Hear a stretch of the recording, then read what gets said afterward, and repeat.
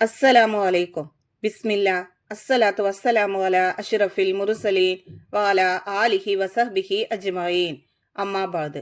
ഇന്ന് നമ്മൾ നോക്കാൻ പോകുന്നത് ക്ലാസ് 5 ഫിഖ്ഹുൽ ഇസ്ലാം ഫസ്റ്റ് പാർട്ട്, അതിലെ 5ാമത്തെ പാഠത്തിന്റെ തദ്രീബാത്താണ്. ഈ ഷോർട്സിലെ തദ്രീബാത്തിലെ കുറച്ച് പ്രവർത്തനങ്ങളാണ് നമ്മൾ നോക്കുന്നത്. ഇതിലെ മുഴുവൻ പ്രവർത്തനങ്ങളും നിങ്ങൾക്ക് വീഡിയോയിൽ ലഭിക്കുന്നതാണ്.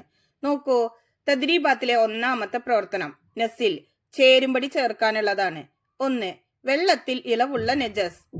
2. നിസ്കാരത്തിൽ ഇളവുള്ള നജസ്. 3. നിരുപാധികം ഇളവുള്ള നജസ്. ഇപ്പുറത്ത് നോക്കൂ. എ. ഈച്ചയുടെ കാലിലെ നജസ്. ബി. അട്ടയുടെ കാഷ്ടം. സി. സ്വന്തം രക്തം. ഓരോന്നിനും ശരിയായിട്ടുള്ള ലെറ്റർ നമുക്ക് ആ ബോക്സിൽ എഴുതാം. നോക്കൂ. 1. വെള്ളത്തിൽ ഇളവുള്ള നജസ്. അതിന് ശരിയായത് ബി. അട്ടയുടെ കാഷ്ടം. 2. നിസ്കാരത്തിൽ ഇളവുള്ള നജസ്. അതിന് ശരിയായത് സി. സ്വന്തം രക്തം. 3.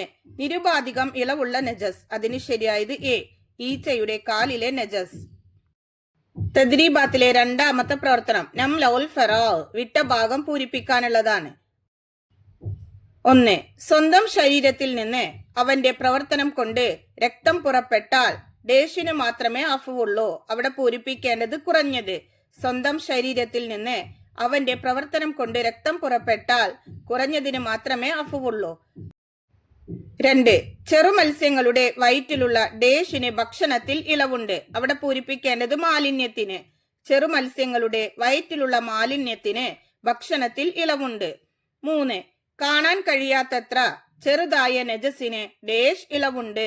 അവിടെ പൂരിപ്പിക്കേണ്ടത് എല്ലായിടത്തും. കാണാൻ കഴിയാത്തത്ര ചെറുതായ നജസിന് എല്ലായിടത്തും ഇളവുണ്ട്. 4. മത്സ്യത്തിന്റെ കാഷ്ടത്തിന് ഡേഷിൽ ഇളവുണ്ട്. അവിടെ പൂരിപ്പിക്കേണ്ടത് വെള്ളത്തിൽ. മത്സ്യത്തിന്റെ കാഷ്ടത്തിന് വെള്ളത്തിൽ ഇളവുണ്ട്. ഇതിലെ ബാക്കി പ്രവർത്തനങ്ങൾ നിങ്ങൾക്ക് വീഡിയോയിൽ ലഭിക്കുന്നതാണ് ഇൻഷാ അല്ലാഹ്.